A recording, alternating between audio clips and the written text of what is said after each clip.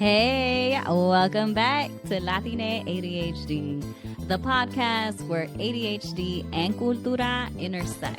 I'm your host, Dr. Janice Castro, licensed psychologist, and I'm so excited you're here with me for season 3. Just as a reminder, this podcast and this episode is not a replacement for therapy. Now, before we dive into the episode, I do want to say if your brain is already multitasking while you're listening to this, you're scrolling, you're folding laundry, you pretending to work, you're in the right place. This podcast is made for ADHD brains, judgment free, and always full of heart. This season, we're doing something a little different. We are focusing on men's mental health, especially for men of color. So, why I'm focusing on men's mental health this season, I will get into that. I'm going to break down how culture and gender expectations and ADHD intersect. And I'm going to share a tool with y'all so you can use it to help with the mental load, la carga mental. So, why are we talking about men's mental health? Men with neurodiversity or men with ADHD, because a lot of Latina men might grow up hearing things like, solo tienes que esforzarte más. You just need to try harder. Or, deja de ser flojo. Stop being lazy. Or, sé hombre. Be a man. Suck it up. And ADHD, that's not part of the conversation in most households. You might get called disorganized, bad with timing, or despistado, which is basically distracted. You a space cadet. So this season, we're talking about how gender roles, culture, and neurodiversity all collide and what it means for men who are trying to be fathers, professionals, partners in their relationships, and still manage their mental health. In the Latinx culture, I think that a lot of us are raised to push through, to sacrifice, keep it together, no matter what, especially men.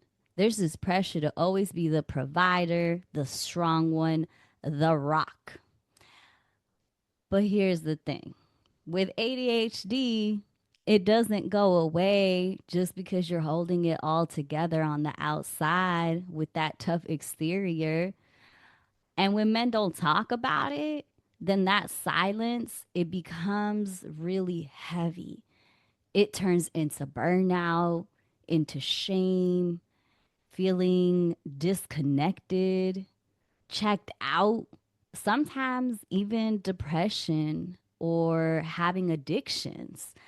That's why we need these stories to interrupt that cycle.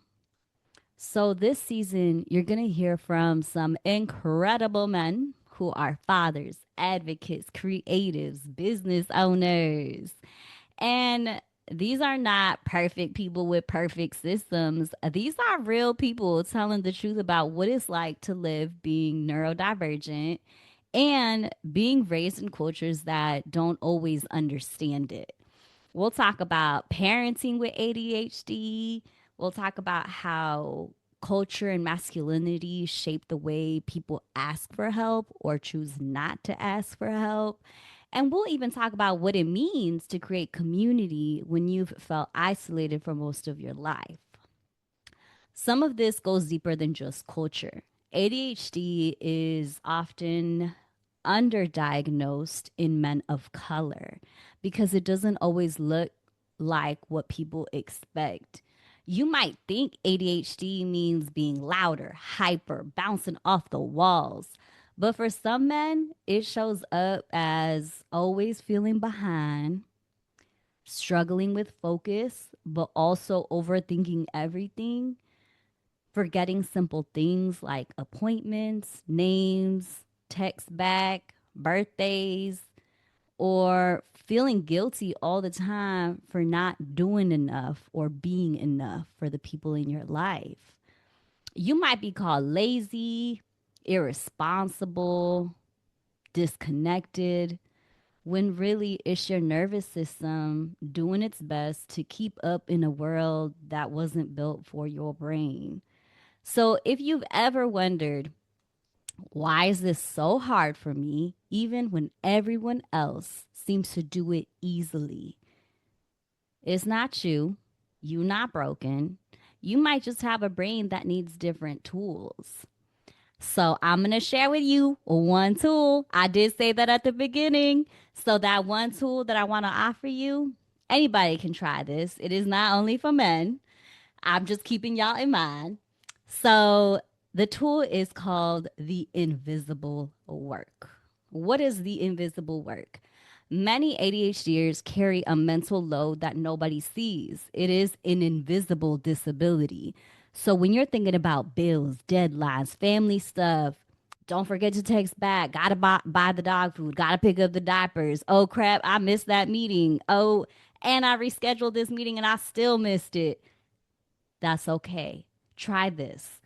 Once a day, una vez al día, take 2 minutes to dump your brain into paper or on your phone in a notes app, text it to yourself. And when you take those 2 minutes to brain dump, it's not just your what do I have to do? It's not just your to do list. It's your thoughts, your worries, whatever random tabs you have open in your brain. And don't even try to organize it, just get it out.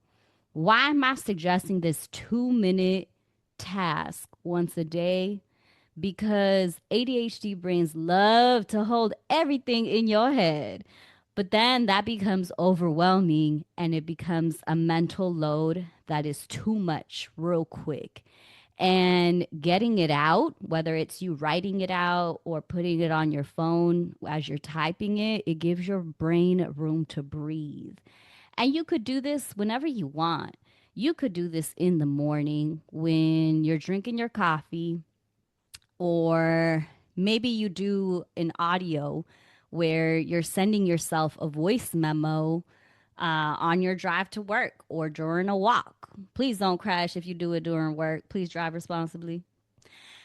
Or you could do it before bed, or even when you're sitting on the toilet on your bathroom break.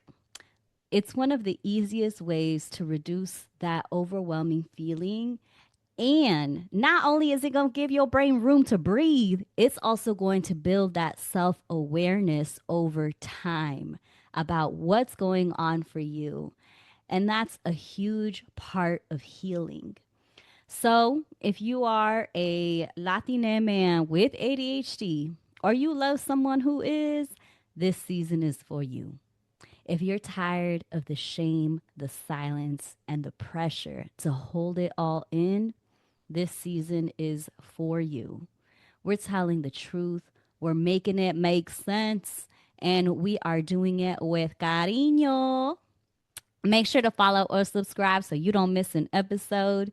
And if you try that strategy I told you, let me know how it goes. You can tag me or send me a message on Instagram at dr.Janice Castro, which is JANICECASTRO.